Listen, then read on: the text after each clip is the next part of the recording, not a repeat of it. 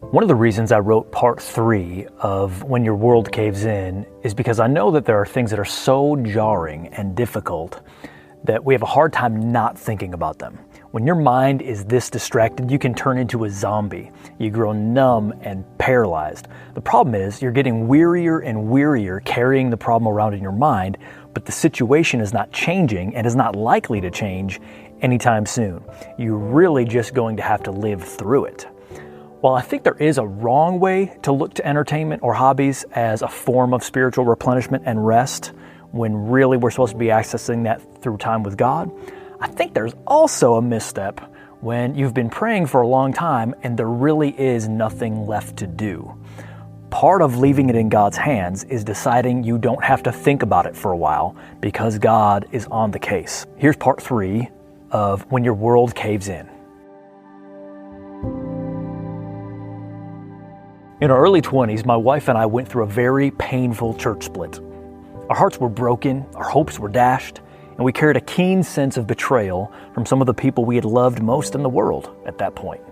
It was so hard for the first few months not to keep dwelling on how much we'd been hurt, how much time we'd invested in people we loved, and how we could possibly do anything to fix a situation that was utterly broken.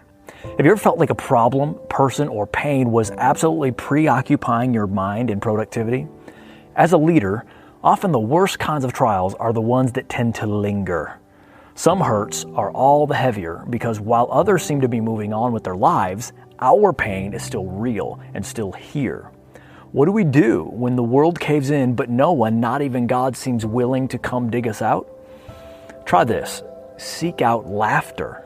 This seems counterintuitive, but we have to choose to give ourselves intentional doses of fun, even when we feel like lying around depressed. At some point, it dawns on us that God is not going to deliver us of this pain, at least not in the next 24 hours, or even this week, or maybe even this month or year. Truth time. The pain will be there when you get back. Proverbs 17:22 says, "A merry heart does good, like medicine, but a broken spirit dries the bones." While you may not feel like it, something funny or entertaining or captivating will, at least for the moment, give you something else to think about and do your heart good like a medicine. And it will remind you that not all of life is bad, and your problem, all there is to life. Here's the bad news. God isn't delivering you today. Here's the good news. That doesn't mean you can't have some version of a good time at all. So, go to a movie, or watch your favorite comedian, or do like Kenzie and I did and find the funniest friends you still have and hang out with them.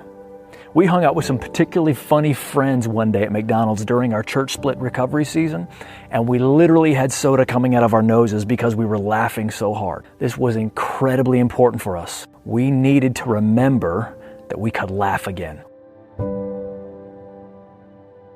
Well, that's all the time we have for today. I hope you enjoyed that excerpt. If you haven't already, please like and share this blog post, subscribe to our YouTube channel, follow Bible Leadership on Facebook and Instagram, and consider checking out our Patreon page. Thanks for listening. Lead strong today.